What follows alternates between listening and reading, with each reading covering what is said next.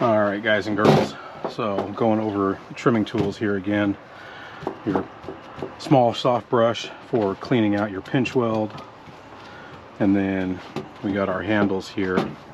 So having multiple handles actually helps out because it keeps you from having to change your blade constantly, from the wider blades to the narrower blades, and then to a flat blade if you happen to need one. This is it costs you a little more, but it saves you time in the long run. And in this business, every second helps, because the faster and the more efficient you can replace a windshield, the more windshields you can do during the day, the more you get paid. So that's just business. So we've got our WRD handles here with our Stingray blade, the widest of them, and then the middle blade. I don't have any of the smaller blades. They do have a 9mm blade, and I haven't picked up one of those yet, but those would be perfect for like your Audis and your Volkswagens that have a really narrow pinch weld. So that is one that I have coming. Don't have yet, but it'll also be one that I probably won't leave on a handle because I won't use it too often. The flat blade I use often enough to have one ready. Another nice thing that has changed that WRD has started doing, if you look at these are some of their older blades, you can see that these are square edged, and if I'm not mistaken they still have these square edge blades available. So, but that being said, with these square blades, what I'll often do is I'll often round off the edge, not unlike this. And WRD has started doing that, rounding off this edge here so it doesn't dig into the paint. So the only other thing that I will probably do is I'll even take this little sharp edge off right here on my sharpening stone, and just take that off enough to where it's rounded as well, so you don't have any more of a sharp point there to dig into the paint job. But that said, they've rounded this blade off nicely, and it works really well as far as trimming goes. So, and then also I have the ever-present straight razor that I always have, because sometimes you get your glue line is really thick. It's been replaced before, especially on the Chevys, the older Chevys, the 1341s, 1549, 1658s.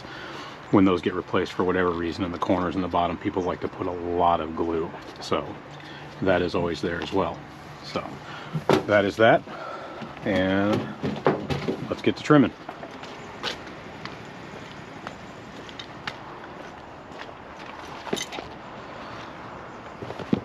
So some people will peel out this molding, some people will leave it. I usually peel it out because it gives me cleaner access to trim, and it doesn't hang my blades up. I really like these Stingray blades because you can run them right in the channel there, and you don't catch the paint job,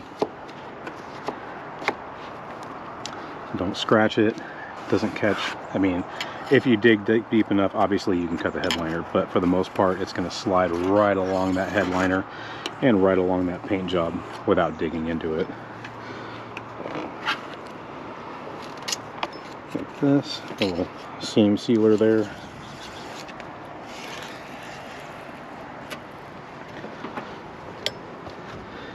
And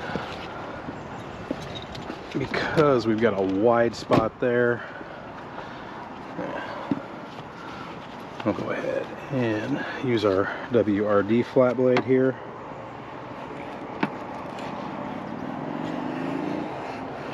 So you can see when you set this on here, having these rounded corners lifts up that edge just enough to where you're not digging into the paint, you're not catching it. So it works very nice.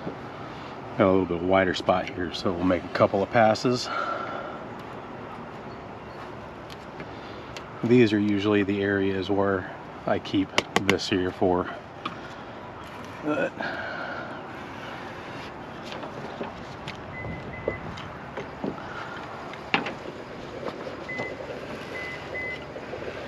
flat blade actually works really nice.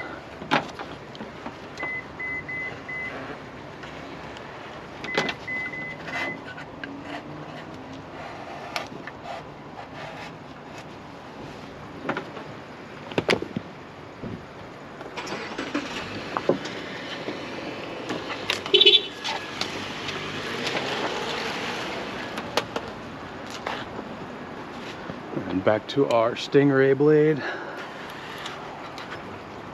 Pull this little pin out. If you guys are ever doing Subarus, make sure you pull this pin out of here and throw it away.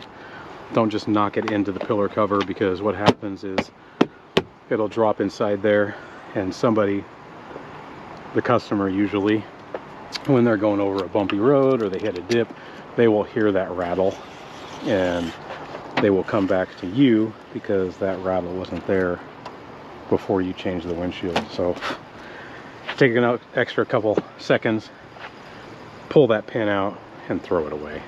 So, all right, all trimmed up. Get this guy cleaned up and ready to put glue on it.